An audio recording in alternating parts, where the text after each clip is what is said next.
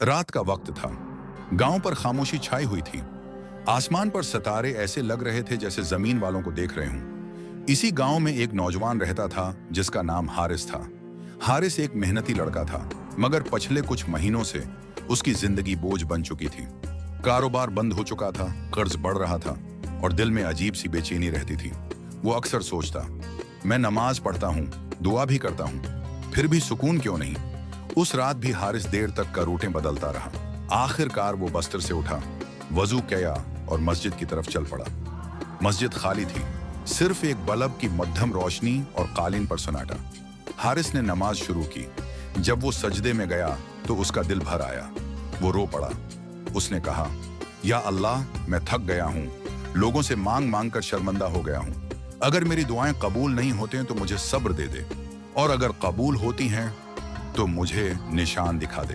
वो देर तक सजदे में रहा, न कोई आवाज न कोई जवाब, बस एक अजीब सा सुकून। नमाज के बाद वो मस्जिद के सहन में बैठ गया। अचानक उसने देखा कि एक बूढ़ा आदमी आहिस्ता आहिस्ता अंदर आया। उसके कपड़े पुराने थे, मगर चेहरे पर नूर था। बूढ़े ने हारिस को देखा और कहा, बेटा, अल्लाह ने तुझे सजदे में रोते देखा है। हारिस चौंक गया। आपको कैसे मालूम? बूढ़ा मुस्कुराया। जब बंदा दिल से डरता है तो रब खुद उसे संभालता है। याद रखो, अल्लाह कभी देर करता है, अंधेर नहीं। ये कहकर वो बूढ़ा चला गया। हारिस उसी जगह बैठा रहा, आंखों में आंसू और दिल में अजीब सी उम्मीद। अगली सुबह हारिस को एक फोन आया। एक पुराना दोस्त शहर से आया था। उसने कहा, मुझे एक ईमानदार शरीक चाहिए था और मुझे तेरा ख्याल आया। नफा कम होगा मगर बरकत होगी। हारिस की आंखों से आंसू निकल आए। उसने फौरन सजदा शुक्र अदा किया। चंद महीनों में अल्लाह ने उसके हालात बदल दिए।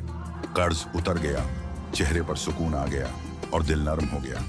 लेकिन सबसे बड़ी तब्दीली ये थी कि अब हारिस सजदे में सिर्फ मुश्किल के वक्त नहीं जाता था, बल्कि शक्र के वक्त भी जाता था। और वो अक्सर कहता था, मैंने जान लिया है, जो सजदे में गर जाता है वो कभी अल्लाह की नजर से नहीं करता। सब अल्लाह खामोशी में भी सुनता है। दुआ कभी जाया नहीं होती। सजदा इंसान को अल्लाह के सबसे करीब ले जाता है। अगर आपको ये स्टोरी पसंद आई हो तो वीडियो को लाइक और चैनल को सब्सक्राइब करें।